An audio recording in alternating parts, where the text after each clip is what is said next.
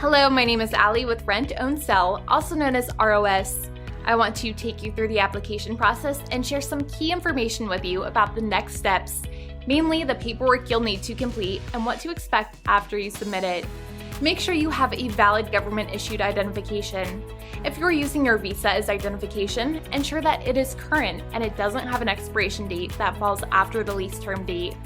You'll also need a bank statement that reflects your current account balance. Your online statement will work fine for this. Just make sure it's in PDF format and shows a positive balance. There's no judgment on how much you have in your account. Just make sure it doesn't show a negative account balance.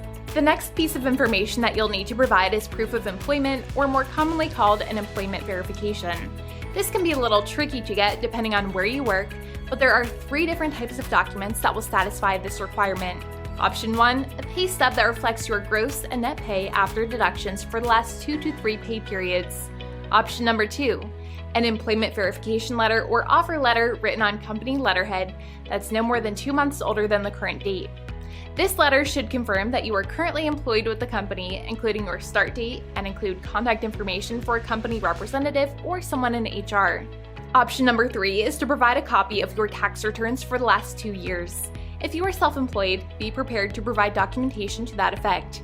One last important thing, documents must be submitted to us by a living, breathing person. No corporate paperwork will be accepted. If you need help or have any questions, please contact us and we'll be happy to help.